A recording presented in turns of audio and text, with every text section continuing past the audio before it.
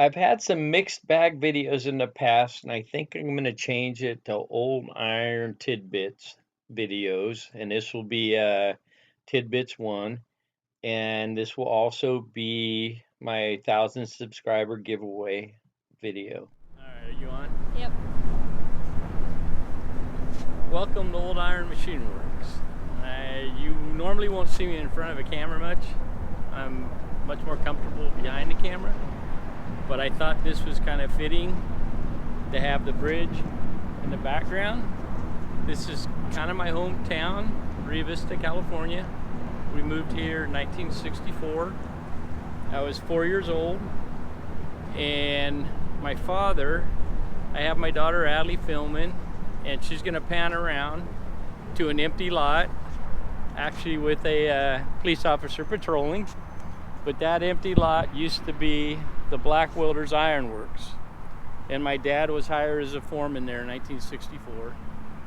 And you can see the green building in the background, which is Doak Tractor Company, and I worked there from 1981 to 2001. I would ride my bike from grammar school. I'd ride my bike over to the shop, hang out with my dad. So I just thought it was very fitting to have the bridge as kind of my logo. And I am working on some stickers which will show the bridge. But this is also for 1,000 subscriber giveaway, and I wanted to make it kind of a little special. And what I have to give away for 1,000 giveaway will actually be a brand new Noga indicator. And anybody that knows indicators, I think they're the best indicator that you can get. This particular one has the bottom fine adjustment on it. And what it also comes with is an inexpensive dial indicator. Now the indicator isn't anything fancy, but it'll work. Also brand new indicator. And it will also come with a Noga t-shirt, which is, I believe, an extra large. From the time I post a video, I'm going to give 2 weeks for anybody to respond. All you have to do is send an email to oldironmachineworks@yahoo.com and just say put me in for the Noga giveaway drawing. After that, when I go through and make up the list, then I'll have a video where I actually show the drawing and who wins. I just ask that you do be that you are a subscriber. Anyway, so if you're interested, just send an email. Anyway, I appreciate it very much. I appreciate everybody that subscribed,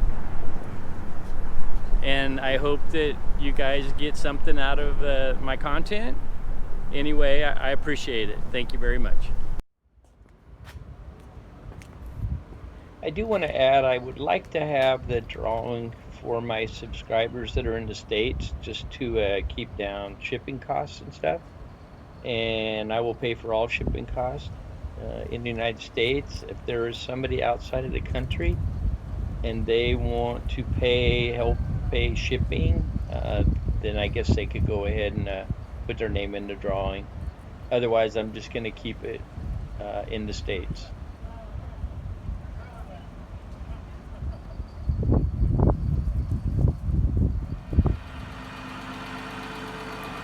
This first clip, it was me digging out a granite surface plate. I've worked for this company for 19 years, and I knew that there was a granite surface plate somewhere in one of the storage sheds. As you can see, we just keep engines and whatever in them, but it happens to be in the far back right-hand corner, right before that tall desk that's been covered up. It had like a particle board wood cover that protected it, and I found out that my boss's brother was willing to do a little horse trading, and so I thought it was worth digging it out, taking a look and seeing what it was.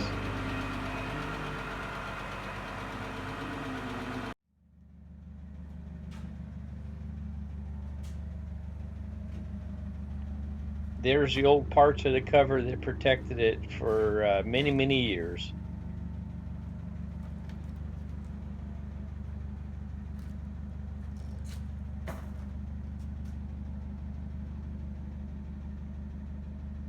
The top is actually perfect. I'm seeing a little bit of staining, and I think that was just from the particle board sitting on it for all the years, but the top, you can't find a nick in it. There's some areas it almost looks like it's a nick, but it's just the clear rock.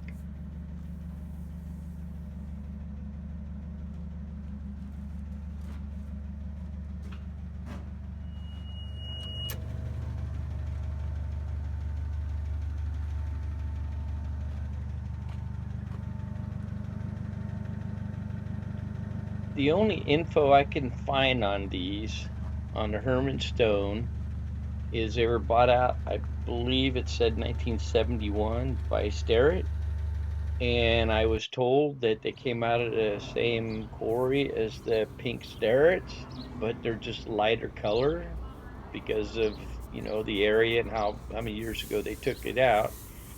I don't know. What I'm showing there, the only small little nicks I could find were right on the face where at some point somebody bumped up against it. But on the face, that's no big deal. And on this particular stone, it's kind of a unique size. It's 30-inch by 36 by 6, I believe it is, which a lot of the ones you see like 24 by 36.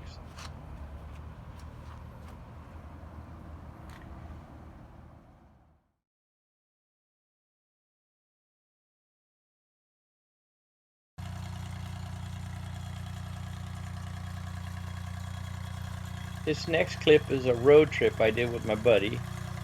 My buddy lives in Shingle Springs, which is normally about an hour and a half away. And I told him I'd go with them to Camano Island, Washington, to pick this up. And I think it took me almost 2 hours to get to his place, and then another 18 hours to get to Camano Island, Washington, to pick up this mill. But what this mill is a Cincinnati 2MH. And when he bought it, he was told it was in good working order, just needed a little cleaning here and there. So here, just kind of showing loading out. The guy had a very cool little articulated forklift, a military one he picked up. I'm not sure where. It's got a little Screaming Jimmy, little 3-cylinder Jimmy in it.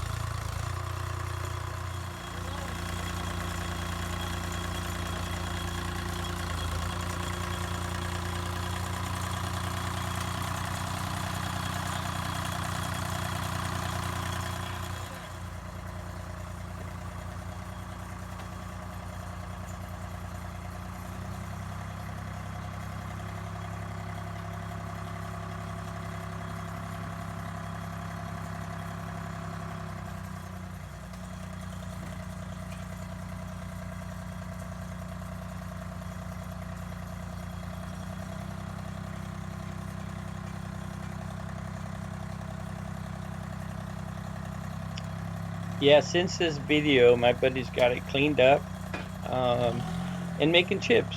He's already been using it quite a bit actually, and everything seems to be working okay.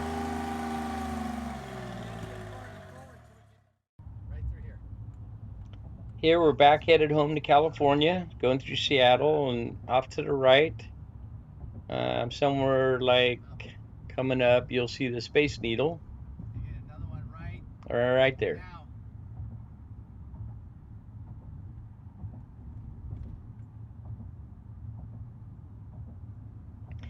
Our next stop will be Portland, Oregon. I made arrangements. I bought a big chuck adapter plate for a chuck you'll see a little later in the video, that's got an L2 adapter. And anyway, so we're headed to Portland, Oregon from there.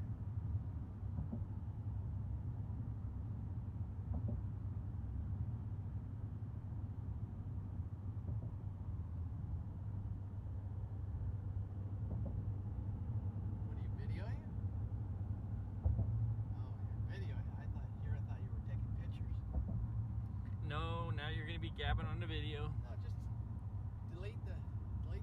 Let's see.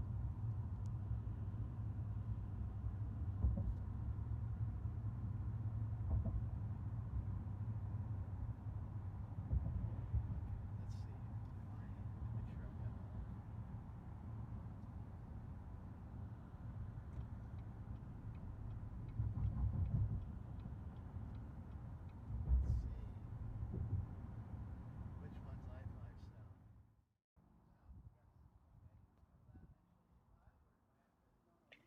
Here we kind of finished going through a couple warehouses of a bunch of equipment, and I picked up some goodies for my K&T mill.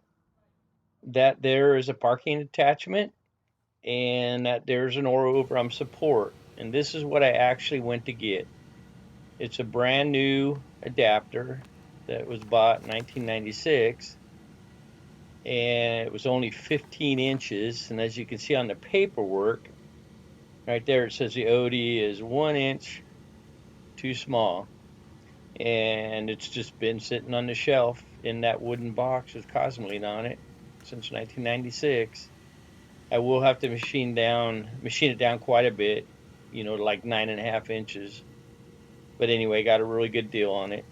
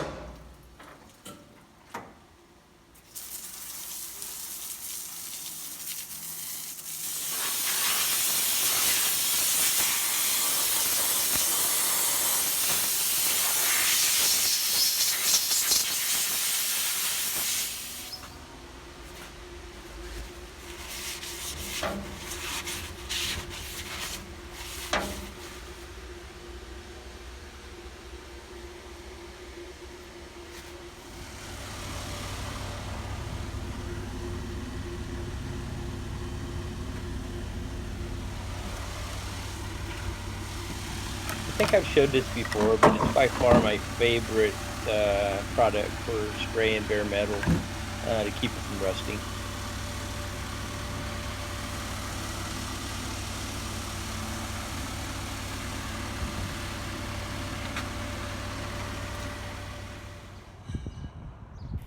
Now this find, I was quite excited when I came across it.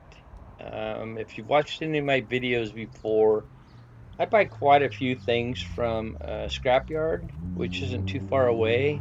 But the scrapyard, he buys out a lot of companies and stuff. So it's not like people are just hauling in, cool stuff. But he normally tries to separate the stuff, and sell it. And basically, I came across this 18-inch 6-jaw Cushman, and I'm gonna have a complete video on it. Of the restoring, but I don't see any evidence that it was ever even used.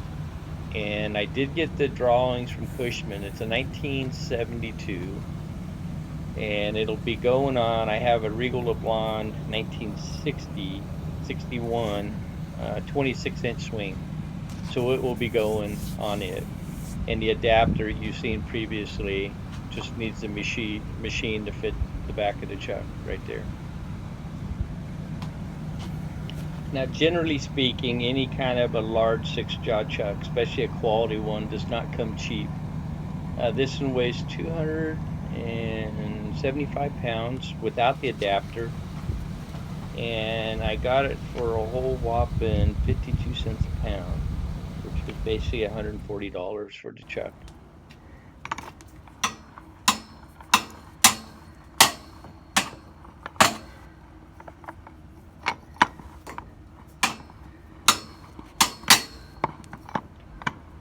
Like I was saying, I will have a standalone video for the chuck. As of right now, every part has already everything's been taken apart, everything's been cleaned, lightly blasted, ran in the vibrator tumbler, and it virtually looks excellent. It's going to look like a new chuck when it's done. So I was pretty happy about that.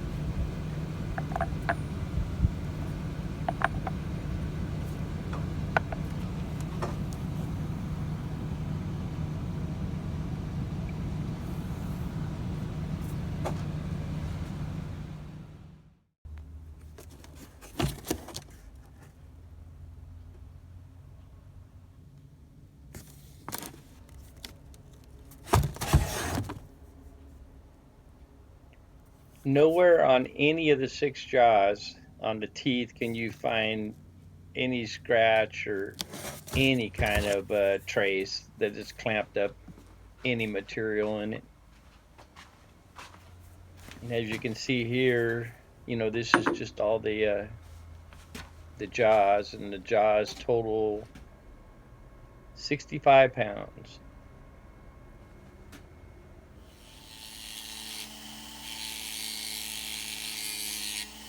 Here I decided to remove the tag. The tag was perfect. It'll polish great. There's not even a scratch or dent in it. And I was afraid during the cleaning process, I didn't even want it to have something take the original red off. So I just decided to remove it and put it back on when it's done.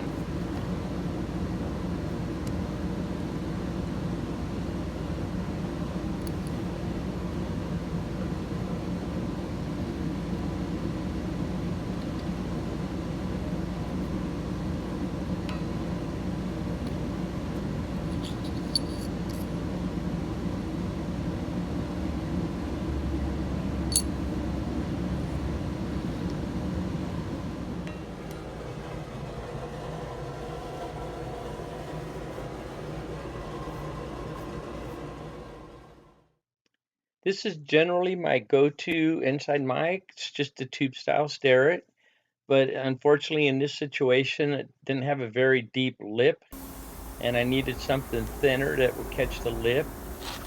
Plus I needed the rods to come out on both sides. So I went on eBay and I found this old vintage Lufkin, which normally just has the rod coming on one end, and I decided to make an adapter that I can slide on the adjustable end of the mic and then have the other rod coming out on the other end. So here I just took a chunk of brass and started whittling away.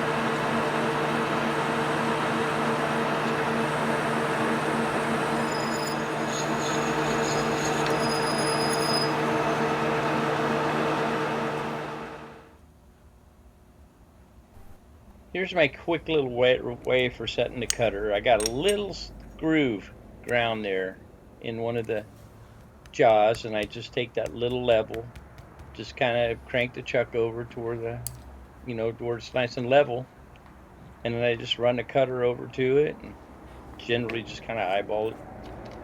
Here I'm not even using the adjusting screw. I just kind of pick it up, hold it on the mark, tighten it up.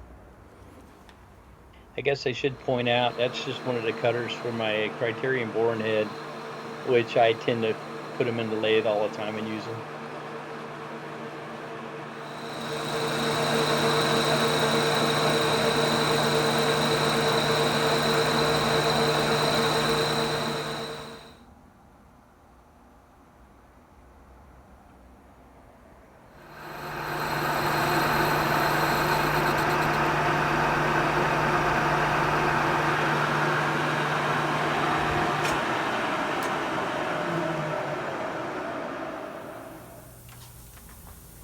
I made this to where none of the brass portion of it does not bottom out.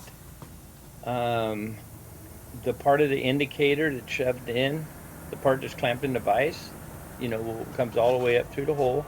And when that whole adapter is slid onto the mic, the two portions of the mic bottom out. And what I'm doing here, I just got an induction heater, and I just put one drop of little Loctite on it. That way it sets, and I don't have to worry about it moving. And then just heat it up and pull it off. Most of the time, those are going to be a one-shot deal anyway. And then here it's just showing completed, where it just pushes on. It's got a really nice fit right on the mic, and then it'll be used like a snap gauge, or once I get a good feel for it, I'll just mic it with a micrometer.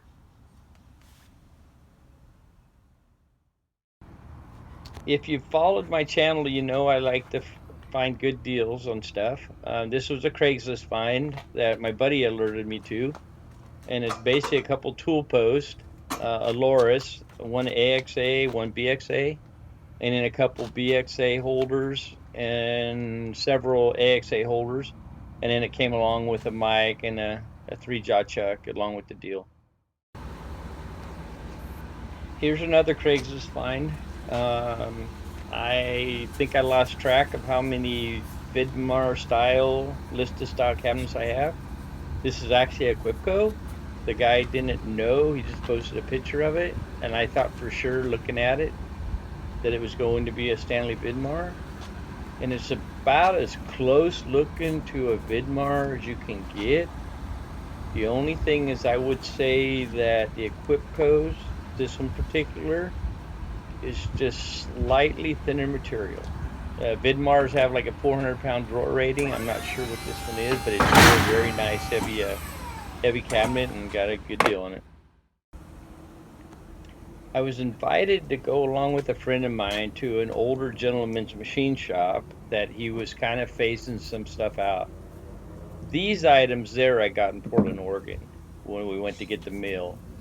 This looks like a Royal Life Center. It's number 5 Morse taper, and I believe it's like 4-inch diameter. And then the other adapter that you've seen, for the collet, that was a D13, so it would fit the 10W Marnart. But anyway, I just started making some piles of stuff.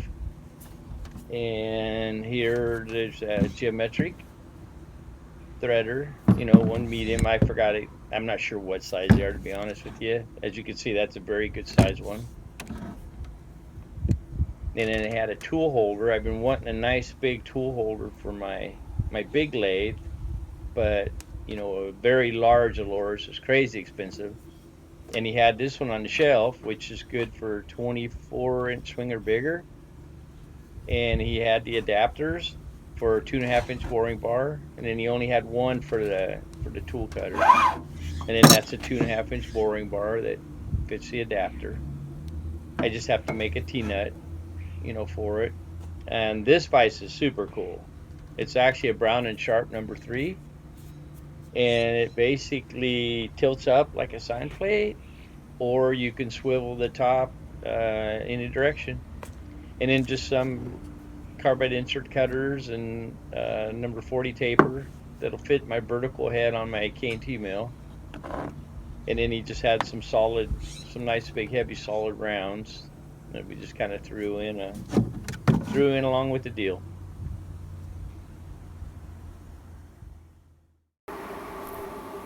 Where I'm working now, I started there 19 years ago.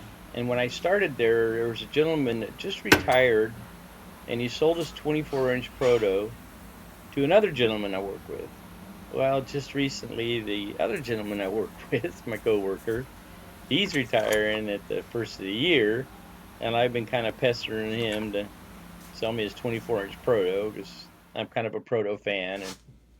And anyway, I get it home, and it just so happens when it's open to its widest setting, it fits the nut for the Cincinnati shaper, just perfect.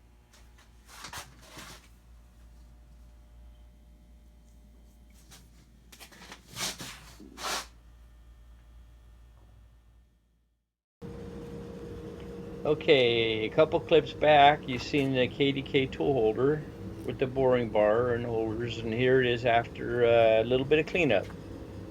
It actually cleaned up very nice. Pretty much ready to work on a T-net, and it can go on the lathe.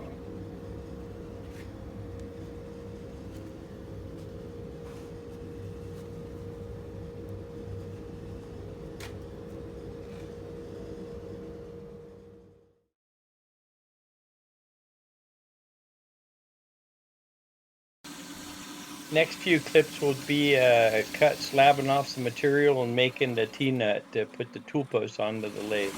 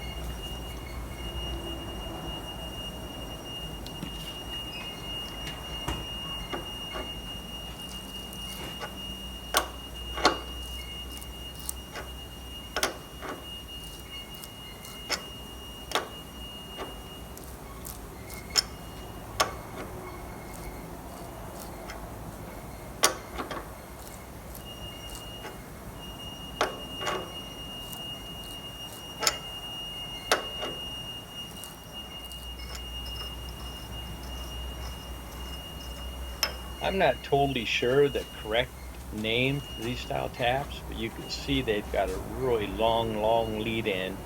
And when you're getting up into like a 1 inch 8 tap, it sure makes it easier.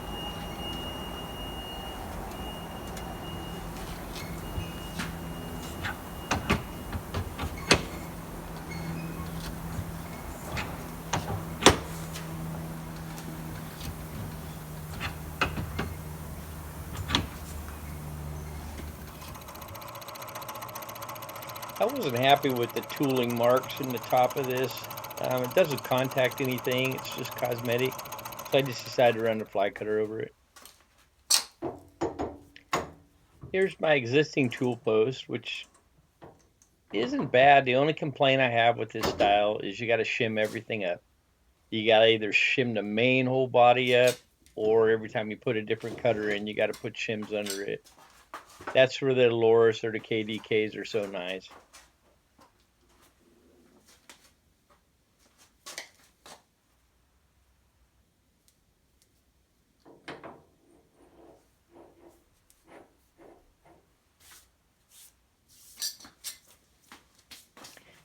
I do have some jobs coming up for the big lathe where I need to start out with 16.5 inch diameter by 8 inch thick chunks of brown steel. I need to make some big drive couplers, and they're going to have basically a 6¼ inch inside hole, about 8 inches long. So I'll need a nice big heavy boring bar, to get a good cut. Where the boring bar that goes on this is going to be perfect.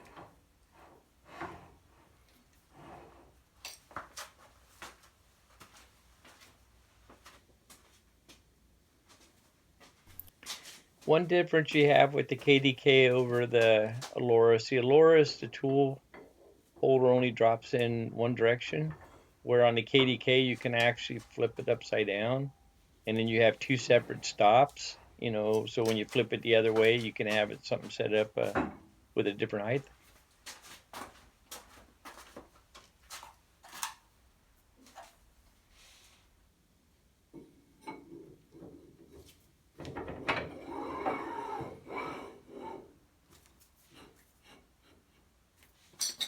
One thing about a boring bar, as more rigid you can get it, the better it's going to work.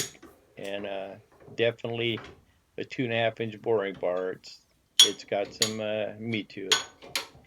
Here I'm just tightening down the bolt. That was just a hard chromed tube that went between a couple pistons and a packing box. And I just shortened it up a little bit, so it would fit the 3/4 Allen wrench.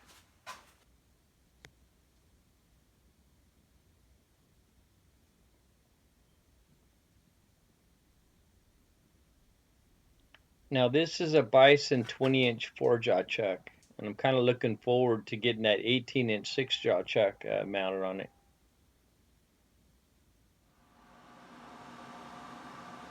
Off and on, I've been kind of playing around with my shaper. It's a 24-inch Cincinnati shaper, and I've had a little bit of issues with the feet on the table back and forth. I ended up having to loosen the two gibs on the table portion of it to get the table to work back and forth. And what I think the issue is the feed on it has, from what I can tell, what little bit of literature I found, it looks like it has a safety clutch on the drive shaft that feeds the table movement. And I think the safety clutch, it looks like it has a series of discs, and I think it's slipping. I can't find anything yet that gives me any kind of adjustment. Right here I'm showing the 24-inch. That'll go 24-inch stroke down to nothing. And then here is the crossover feed from 10 thousandths to 170 step over. Each stroke it steps over wherever you set it. Here you can see the feed. Right now it's power feeding. The one little lever that I just switched, that just changes the rotation. But I'm having issues with it stopping and installing out. And I'm thinking it's just that the drive in it just needs to be snugged up. I just got to find a little bit more information on it. I feel like if I put the gibs back in and adjust them, then it'll, then it just won't step over anymore. But here you can see it's set like 170 step over. And then when you hit the lever, then you got the rapid traverse. But anyway, if anybody out there has ever worked on Cincinnati shapers, I'd love to hear from them.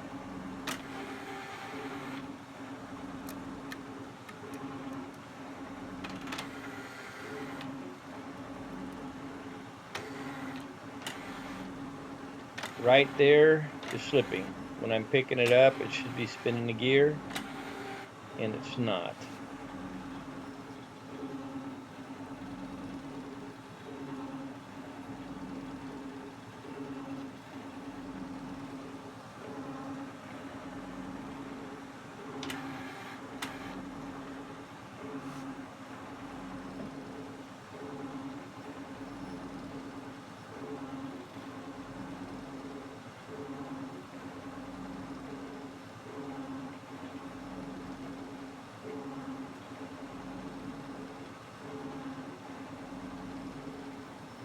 Now with it running normally without the rapid traverse, it fed it over a little bit more. So I just think with the rapid traverse, it's forcing it to just start slipping right away. And you can see the gear just barely trying to move. Right inside of that tube there is, I believe, is where all the friction discs are. And they're actually a safety disc, just to keep from hurting something. I think I've watched this about every catalog on vintage machinery, just trying to find something out on it. Here last weekend, I got away with my two sons and my daughter-in-law and my two grandkids, and decided to, go do a little fishing.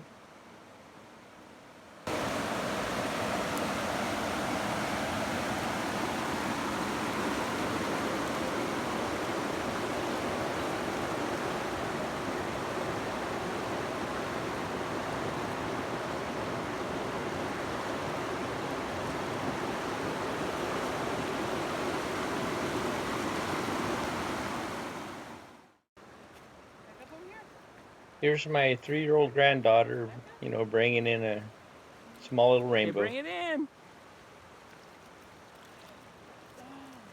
Yay! It's the biggest fish you've ever had. Yay! Yep. Is he on? Okay. Put it right in the My water. grandson's only Watch 9 it go months, away. so he's still a little bit young to Okay, rub him a little start bit teaching so he him. takes off. There we go. He needs more motivation. There we go. You gotta recalibrate. He'll come to. He'll come to. There he goes. There he goes. Whoa! Bye-bye! Voila! Oh, he tried to go back outside. Oh yeah, there he is. He's got to get his bearings. He went to the deep water. Golden kiss. They get bigger. We'll see you next year.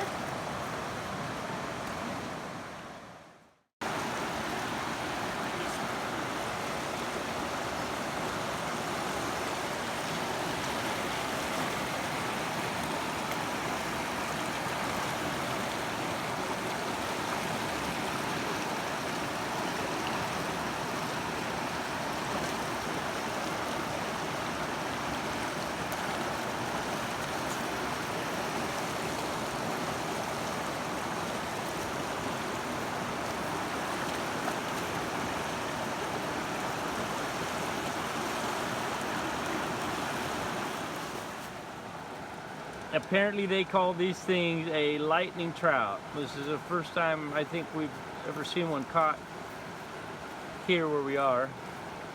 And my son found a couple interesting things in the belly. A crawdad tail and a rubber worm from some other. Quite interesting. Let me see the side again, Tim. That is quite interesting though. I've never seen one here. Huh.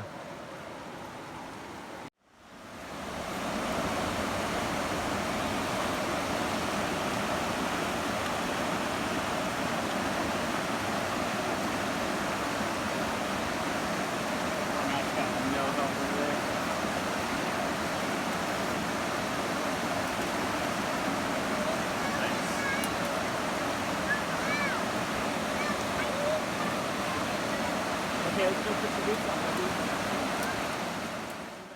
Video. Very nice. Let me get some very interesting. Take a picture for me. Very interesting colors. Another one of the lightning trout, just a little bit bigger.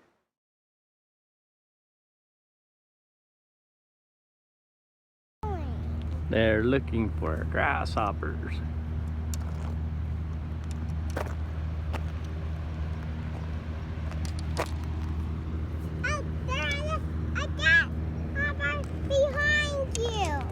Behind me?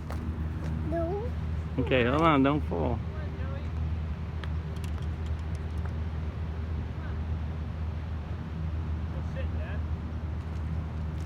Last time we were here, they were a lot. I don't see it. Look, I Yep, there's a river. Yep. I can see the river, Uncle Tim. There's the river. I can see the river. That's where the fish are.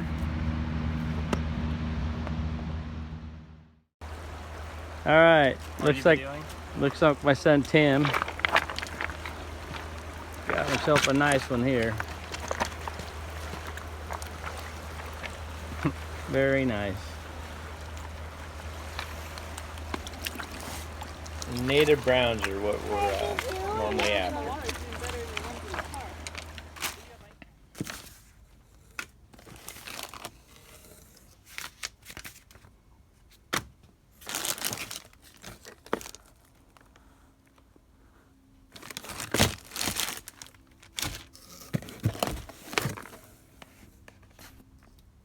Here I'm unboxing the Noga indicators. I actually purchased 2 sets.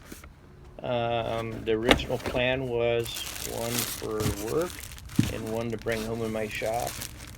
And that's when I decided the one I brought home from my shop would make a nice 1,000 subscriber giveaway. So anyway, once again, if you're interested in an indicator, go ahead and shoot an email off to oldironmachineworks@yahoo.com. And if you want to just leave your name and don't want to leave an address until you find out if you win or not, that would be fine too. I appreciate all my new subscribers very much. I appreciate people taking the time to check out my videos. This video ended up being a little longer than I normally want to do. But anyway, thanks again.